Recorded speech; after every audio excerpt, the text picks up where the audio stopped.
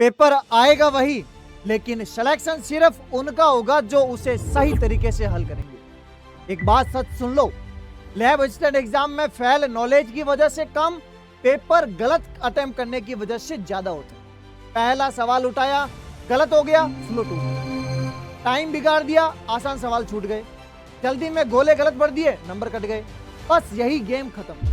हर साल हजारों स्टूडेंट्स करते हैं, लेकिन अगर आपको पहले से पता हो कि पेपर कहां से शुरू करना है, किस ऑर्डर में सवाल करने हैं, कब क्वेश्चन को स्किप करना है, कब अटेम्प्ट करना है, तो वही पेपर आपके फेवर में चला जाएगा। इस वीडियो में मैं आपको वही एग्जैक्ट तरीका बताने वाला हूं जिससे आप एग्जाम हॉल में गलती नहीं, कंट्रोल के साथ पेपर अटेम्प्ट करेंगे। ध्यान से देखना, क्योंकि फर्क तैयारी नहीं, पेपर हैंडल करने का तरीका करवाएगा। तो स्वागत है आपका एक बार फिर से जय अकेडमी के शानदार प्लेटफॉर्म पर, जहां पर आपका सिलेक्शन हमारी जिम्मेदारी है। तो एग्जाम हॉल में कौन सी गलतियां अपने को करने से बचिए ताकि अपना जो पेपर है वो बहुत अच्छे से क्या हो जाए, सॉल्व हो जाए। तो कौन कौन सी गलतियां अपने को नहीं करनी है, सबसे पहले बात करते हैं कि हाँ, इस वीडियो के अंदर बात करने वाले स्मार्ट ट्रिक्स के बारे में, ओएमआर को मैनेज कैसे करें और टाइम ब्रेकडाउन के बारे में, और भी बहुत सारी चीजें है कि एक्यूरेसी कैसे रखें, पेपर को कैसे हैंडल करें, सारा सब कुछ बात करने वाला है।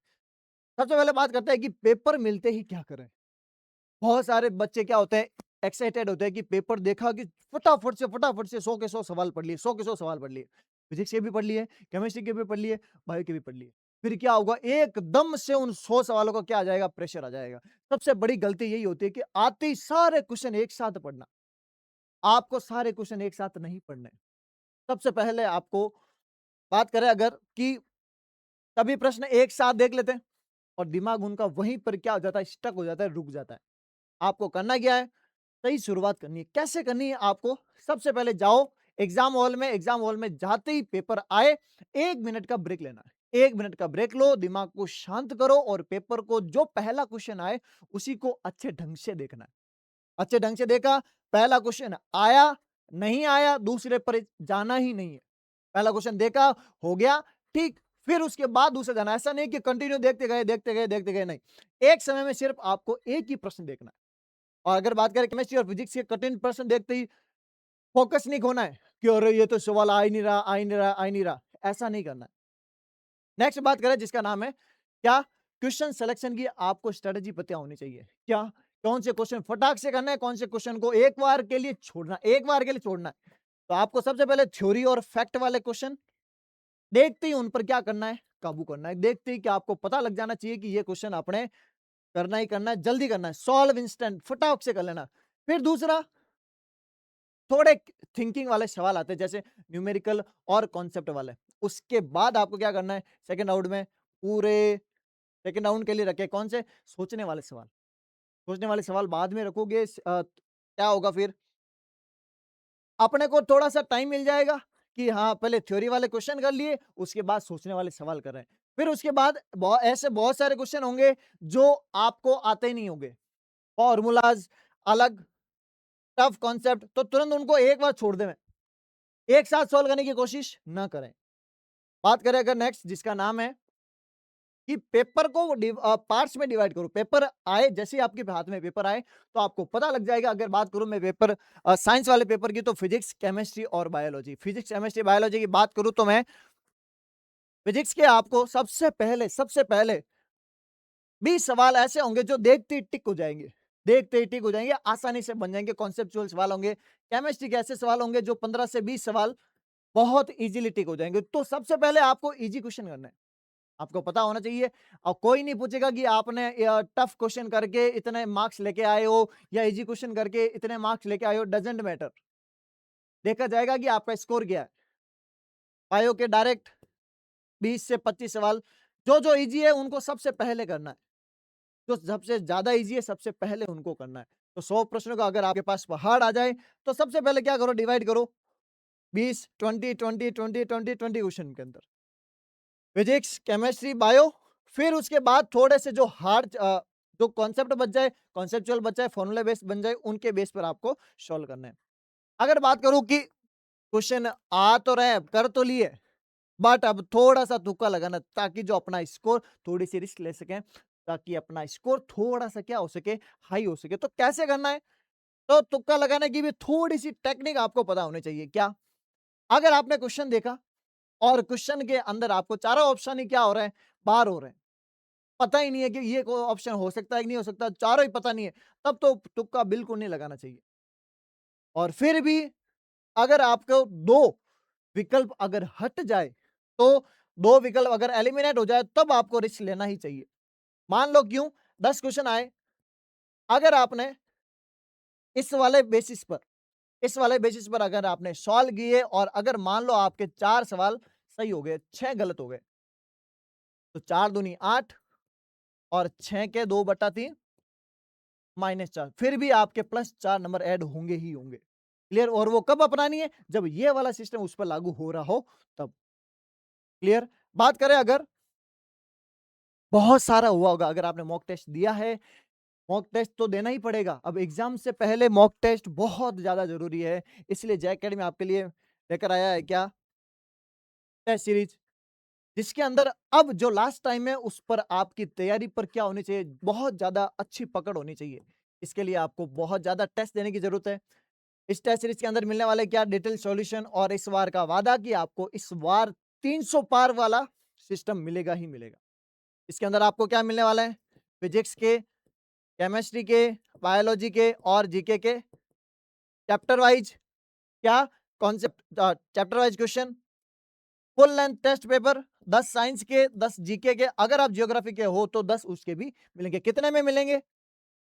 999 में, 1999 में? बिल्कुल नहीं, मात्र 99 में, मात्र 99 में।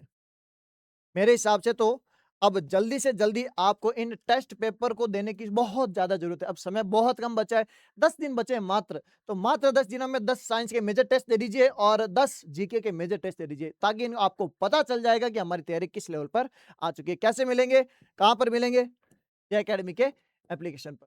अगर बात करें कि बहुत सारे अगर आपने मॉक टेस्ट दिए होंगे तो आपको पता लग गया होगा कि दिमाग में पहला क्वेश्चन आता है कि क्वेश्चन देखा, इसका ऑप्शन तो बी होना चाहिए। फिर क्या होता है? फिर क्या होता है? जैसे ही आप क्वेश्चन सॉल्व करने बैठो, दिमाग थोड़ा-सा ट्विस्ट होने लग जाता है कि बी नहीं सी हो सकता है, सी नहीं हो सकता, ए हो सकता है। और जब करते-करते जब आप डी पर क्या करते हो, सॉल्व करते हो, तब बाद में पता चलता है घर आके कि यार पहली बार में जो मेरा वो था वो बिल्कुल सही था और मैंने इसको गलत कर दिया। तो आपको सबसे पहले अगर आपके कॉन्सेप्ट क्लियर है तो डायरेक्ट उसको सॉल्व करें, तुरंत आंसर दे दें। और अगर आप बार-बार उत्तर बदल रहे हो, कन्फ्यूजन हो, गलती होगी ही होगी। और अपने आंसर पर टिके रहे कि मेरा आंसर पहले, अगर जो दिमाग में जो सवाल, जो ऑप्शन सही लगे उसको डायरेक्ट टिक कर दो। क्लियर? बात करें अगर ओएमआर शीट की, सबसे ज्यादा गलतियां होगी ओएमआर शीट की, ये सारी माइनर मिस्टेक्स है जो बहुत सारे स्टूडेंट, 90% स्टूडेंट्स करते ही करते हैं। कैसे करते हैं? बहुत ज्यादा हाई रिस्क क्या है, आखिर में एक साथ गोले पड़ते हैं। सारे के सारे 100 सवाल किए, 100 के 100 सवाल फिर भरने बैठते हैं। उसको भरने में कम से कम 40 मिनट लगता है। 40 मिनट किसे बोलते हैं पता है? 120 मिनट तो आपको इसमें मिलते हैं टोटली, और 40 मिनट सिर्फ ओएमआर भरने में मिलते हैं। ओएमआर भरने में लग जाते हैं। मतलब आपको 80 मिनट में पेपर सॉल्व करना है। पॉसिबल ही नहीं है। तो क्या करें? हर 25 से 30 प्रश्न के बाद क्या करो? गोले भरो। 25-30 सवाल हो गए, उसके बाद उनको क्या करो? गोले भरते जाओ, ताकि आपका कॉन्फिडेंस भी क्या हो जाए? बूस्ट हो जाए। टाइम ब्रेक डाउन करो, जैसे क्वेश्चन पेपर आए 120 मिनट का टाइम मिलेगा, टाइम ब्रेक डाउन करो। पहले राउंड में क्या करो? इजी और फैक्चुअल सवाल करो, जो आता है उसका तुरंत उत्तर दे दें। और सबसे ज्यादा जरूरी है, मैंने पहले बताया था क्या, इजी सवाल सबसे पहले करें। और फिर सेकंड राउंड में 30 मिनट का सेकंड राउंड ले, जिसमें सिर्फ टिक किए गए प्रश्नों को वापस क्या करें? देखिए, उनको सॉल्व करें, न्यूमेरिकल और कैलकुलेशन वाले क्वेश्चंस को। फिर 10 मिनट में फाइनल चेक करें कि ओएमआर में कोई भी गोला खाली तो नहीं छूट गया, कोई गलती तो नहीं हुई है कि उसके अंदर ओएमआर बनना तो चाहिए था और ऑप्शन जो बनना चाहिए था वो तो ऑप्शन छोड़ दिया। तो आपके लास्ट 10 मिनट में क्या करें? ओएमआर वापस चेक करें, ताकि कोई गोला छूट तो ना गया हो। क्लियर? नेक्स्ट बात करते हैं जिसका नाम है क्या, फिजिक्स में सबसे ज्यादा आपको ध्यान रखना है फॉर्मूलाज में। 70% सवाल डायरेक्ट फॉर्मूलाज और यूनिट के पूछे जाएंगे। 70% फॉर्मूला याद होगा, डायरेक्ट कॉन्सेप्ट बनेगा। बात करो अगर केमिस्ट्री की, तो रिएक्शन और बेसिक कॉन्सेप्ट आपको मजबूत रखना है, ताकि जो कॉन्सेप्चुअल सवाल है वो क्या हो जाए, अच्छे से सॉल्व हो जाए। किसमें? केमिस्ट्री में। बात करो अगर मैं किसकी, बायोलॉजी की, तो बायोलॉजी के आपके डायग्राम्स, एक्सपेरिमेंट को क्या करें, बहुत अच्छे से डीपली उनको क्या करें, अंडरस्टैंड करें। अगर आपने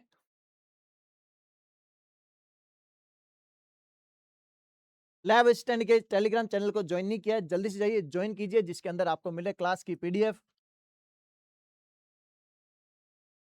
important short notes, model paper, महामैराथन हुई थी फिजिक्स की, वो भी पीडीएफ इसके अंदर आ चुकी है, और भी बहुत कुछ। अगर पूरी जे एकेडमी टीम की आपको मेहनत पसंद आ रही हो तो वीडियो को जरूर लाइक करें, और कमेंट बॉक्स में जिस प्रकार की आपको समस्या हो कमेंट बॉक्स में जरूर बताएं। मिलते हैं किसी नेक्स्ट सेशन में, तब तक पढ़ते रहिए, मचाते रहिए।